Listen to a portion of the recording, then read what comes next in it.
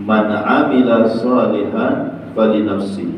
Man amila salihan falinafsi. Siapa yang mengerjakan amal soleh falinafsi, maka faedahnya untuk diri dia sendiri.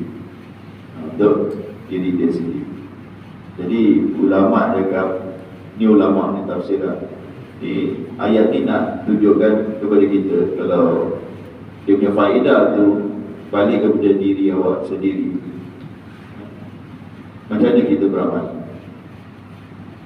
Janganlah korban kita korban tu. Macam mana cara kita lapar korban untuk orang lain? Akhirnya sama biar rumah betul kan, dengan tulak, dengan apa, dengan ini semua. Walau ini korban, ini korban ni, lembu ni untuk kita punya. Kita nak lapar, kita nak ini semua, agak-agak macam mana? Lain sikit kan? Saya pernah tengok, dia ambil foto cantik je. Dia ambil part-part yang bagus untuk diri dia lah. Dia nak potong dia tu untuk diri dia. Untuk diri kita dengan untuk orang lain, lain tak kita buat? Kalau rumah lah, kalau kita dekat rumah belakang ni, kita nak bina ni untuk imam. Imam pun tolong bina juga. Agak imam macam mana? Betul-betul sangat ni sangat. Yang orang lain tu asal boleh je. Dia siap je lah kan. Tapi dia tak boleh juga. Pasal ini rumah ni untuk aku. Untuk diri aku. Jadi bila kita buat untuk diri kita, sepatutnya apa? Buat yang terbaik lah. Jadi kita bukan untuk orang lain. Kita berzikir ni semua. Yang awak nak cepat-cepat hari ni, awak buat bukan untuk siapa? Bukan untuk orang lain. Untuk diri awak sendiri. Untuk bila kita beramal untuk diri kita sendiri, buat yang terbaik lah. Pasal pulangan dia bukan orang lain, mak bapak kita tak dapat, siapa pun tak dapat. Melainkan kita beramal untuk dia. Tapi kalau kita beramal solat ke apa, siapa yang dapat dia punya faedah dia, pahala dia, ganjaran dia? Diri kita sendiri. Kalau diri sendiri macam ini ke awak buat? Cincai je kita lah, nak buat asal boleh je, apa punya amalan. Padahal awak buat untuk diri sendiri. Kita lupa. Kita kadang ingat kita buat untuk Allah. Ini untuk Allah. Ibadat ni untuk untuk Allah, untuk itu. Bukan untuk diri kamu. Kamu beribadat kerana Allah, untuk diri kamu. Kerana Allah. Kita beribadat ni kerana apa? Kerana Allah kan. Lillah kita akan lillah. Untuk siapa tuan-tuan? Faedah dia untuk siapa? Faedah dia untuk diri kita sendiri. Jadi kalau faedah untuk diri sendiri, buat yang terbaik lah.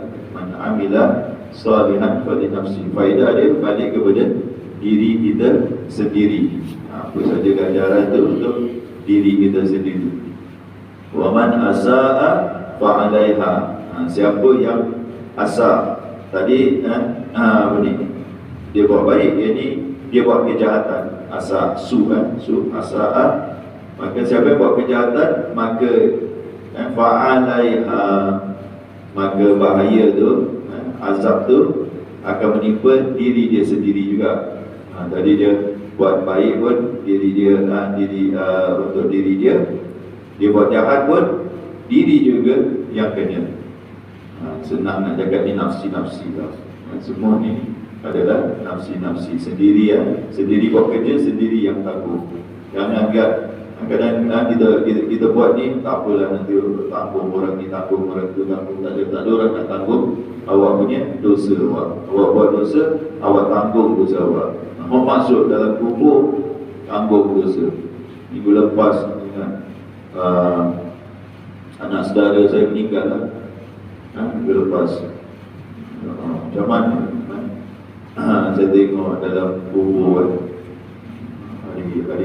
hari Khamis ada meninggal. Alhamdulillah saya datang sini kan 4 minggu, 3 minggu kan, 2 minggu tak ada.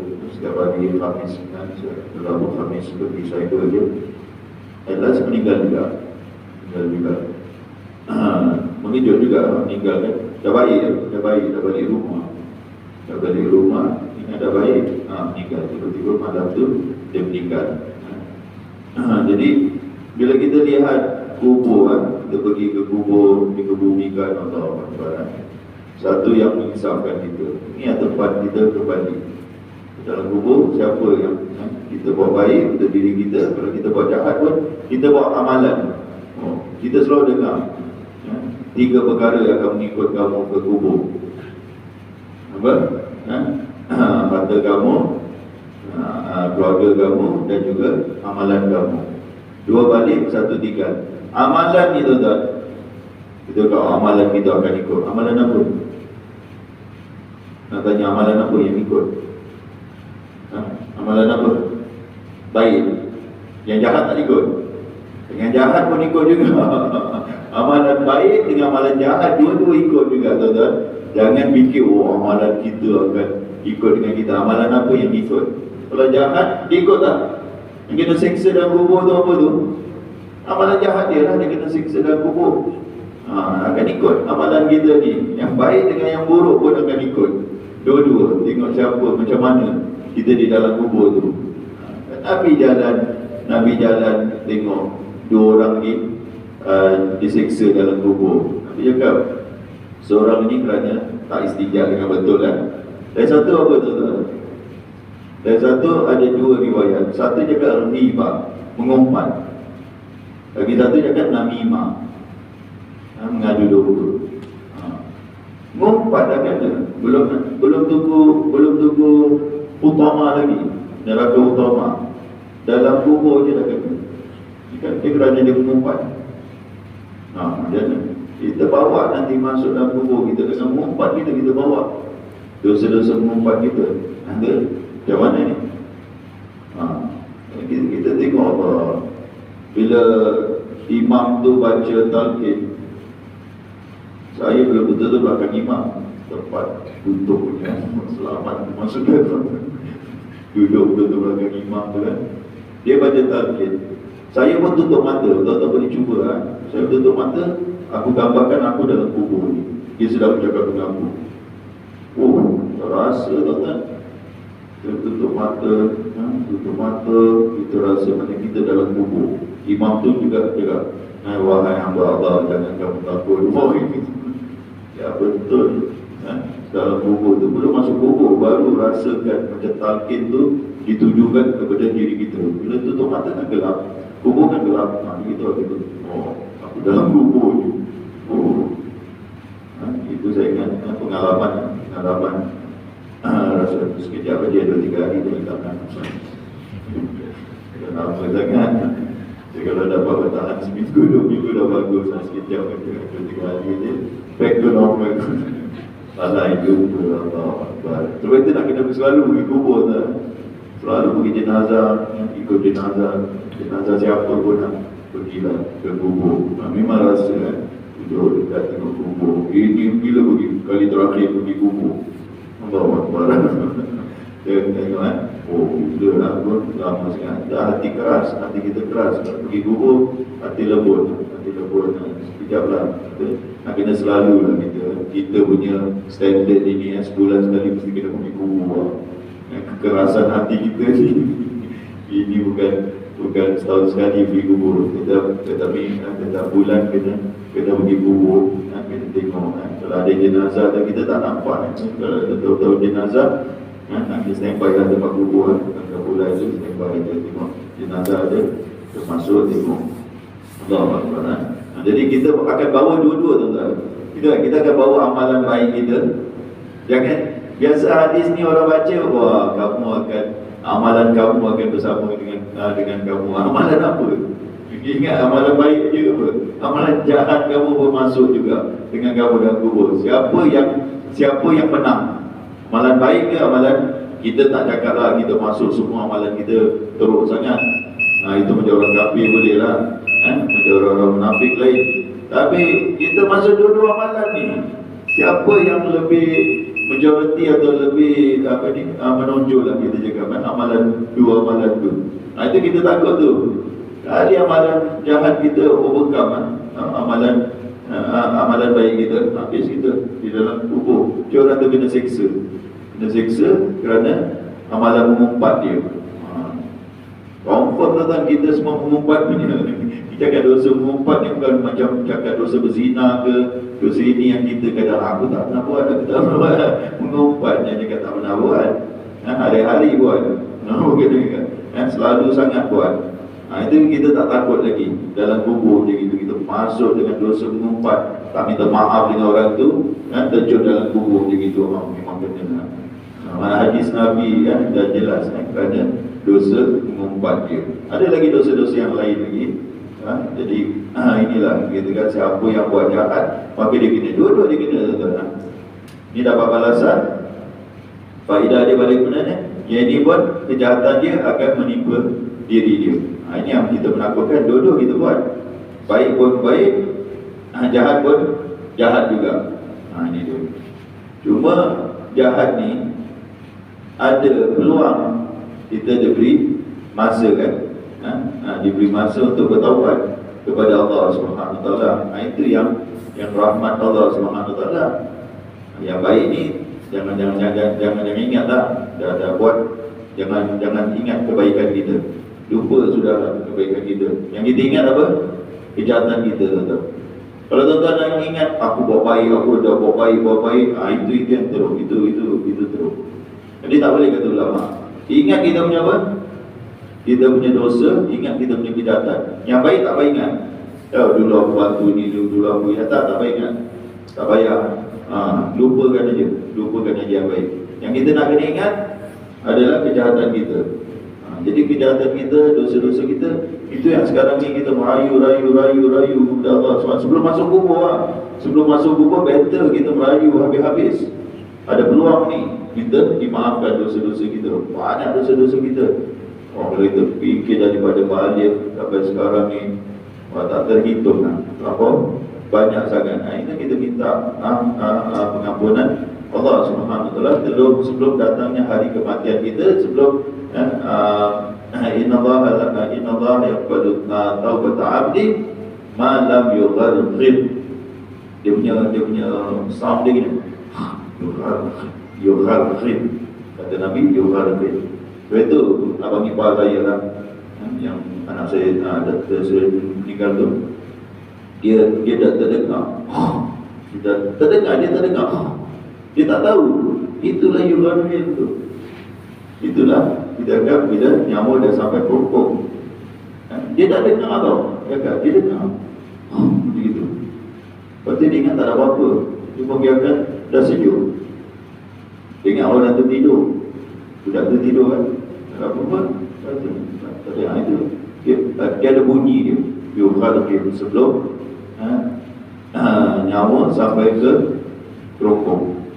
Sebelum nyawa Allah SWT akan terima taubat hamba-Nya sebelum nyawa sampai ke kerongkong. Apa lagi kita nak lagi tuan-tuan? Bertaubat juga, bertaubat. Malam bangun bertaubat kepada Allah. Banyak dosa kita dah buat. Bertaubat. Innallaha yuhibbut tawwabin. Allah suka orang yang banyak bertaubat. Yang Allah gembira dalam hadis banyak sekali. Imam Nawawi kumpulkan hadis-hadis tentang taubat, tentang taubat ni. Pasal kita dah buat ni, Allah jaga asal kata ni. Ini kena awak buat baik, faedah dia diri dia. Awak buat jahat, awak pun akan menimpa. Orang mak jahat ni, kita nak jumpa Allah, aku buat jahat. Itu datangnya konsep taubat tu. Segeralah bertaubat. Tubu ila Allah taubatan nasuha. Bertaubat, minta ampun kepada Allah Subhanahu Wa Taala agar Allah menutup dosa kita. Wa ma rabbuka bidzallamin lil 'abid. Dan Tuhanmu tidak sekali-kali berlaku zalim terhadap hamba-hambanya. Maksudnya apa? Kita tak akan dihukum atas kesalahan yang bukan kita lakukan. Kita akan dihukum kesalahan kita. Kesalahan kita akan dihukum. Dan kalau kita dihukum pula, kalau buat jahat ini tidak akan dihukum dengan berganda-ganda. Kalau kejahatan dihukum, Allah takkan apa yang kita kata menambah-nambah siksaan dia terhadap kejahatan. Kalau satu buat dosa, dia punya siksaan pun satu juga. Dan kalau kita buat pahala pula, Allah tak akan kurangkan. Kalau Allah dah janji, Allah akan Allah akan balas paling kurang 10, paling tinggi 700, dan ada yang sampai banyak-banyak. Jadi kalau buat baik, Allah akan kurangkan. Tak ada tip. Kata dapat 10, satu huruf baca Al-Quran dapat 10. Sekarang aku dapat 2 je, satu huruf. Tak. Kalau 10, Allah akan bagi 10 dan Allah akan kurang. Mungkin lebih daripada 10. Kalau kita ikhlas, mungkin lebih daripada 10. Itu maksudnya Allah tidak berlaku zalim terhadap hamba-hambanya. Takkan kita menanggung dosa orang lain. Saya tak buat ni, saya kena tanggung pula. Awak begini, awak begitu. Ada tanggung konsep tanggung dosa orang lain. Berarti kita tak buat, kita tanggung dosa orang lain yang buat dosa, kita pula yang menanggung. Wala taziru waziratun wizra ukhra. Dalam ayat yang lain, seorang berdosa itu tidak akan menanggung dosa orang lain. Tak ada konsep tanggung dosa, tanggung dosa orang. Kita tidak perlu kita duduk di sini, anak kita buat maksiat anak kita pula tanggung dosa dia. Kita dah duduk tempat surau, dah cantik je. Ini kena tanggung, tak ada. Dia buat dosa, dia tanggung anak kita. Kata bapa, apa? Setiap anak buat dosa, bapa tanggung. Itu apa jadi kepada Nabi Nuh? Dia tanggungkan anak dia punya dosa. Nabi Nuh bukan buat maksiat lagi, anak dia buat apa? Syirik lagi kepada Allah, kufur lagi. Isteri buat dosa, suami tanggung. Bahkan Nabi Lut pun isteri dia buat itu, dia tanggung ke dosa isteri dia? Tanggung kan? Mana ada konsep tanggung dosa. Siapa yang buat, dia tanggunglah dosa dia. Dia tanggunglah. Jangan cakap bapa tanggung dosa anak, suami tanggung dosa isteri. Saya kalau fikir macam itu, aku punya dosa aku tak boleh tanggung. Nak fikir tentang aku kena tanggung banyak anak ni, 6 anak ni kena tanggung semua dia punya dosa. Habis dah lah tak give up kan? Kita punya dosa pun tak tahu boleh diampuni ke tidak, dapat pengampunan ke tidak. Nak tanggung lagi 6 anak punya dosa dengan isteri, dengan apa, tak masuk lagi dengan cucu semua. Habis semua main tanggung aja, habis. Jadi tak ada tuan-tuan, kata itu Allah tak berlaku zalim. Apa yang kamu buat, kamu tanggung. Apa yang kamu buat, dosa kita. Jadi fair lah, adil lah. Bila Allah maha adil, bila kita dia memang saya punya silap lah, memang dia silap. Kita kalau kita pakai je orang lain buat silap, kita kena marah atau kita kena itu, mengamuk tak kita? Ini bukan salah saya apa pula, kena pula orang lain buat apa yang kena pula. Dan kita tak adil lah ni, apa punya awak ketua jabatan, orang lain buat silap, aku yang kena tanggung pula. Itu tak adil. Jadi adilnya Allah SWT kata ulama, awak itu kesilapan awak akan didenda, akan diazab atas kesalahan kita, dosa yang kita lakukan. Dan Allah SWT takkan tambah-tambah dia punya azab Allah. InsyaAllah kita sambung lagi minggu depan. Aku lupa yang kata Assalamualaikum warahmatullahi wabarakatuh.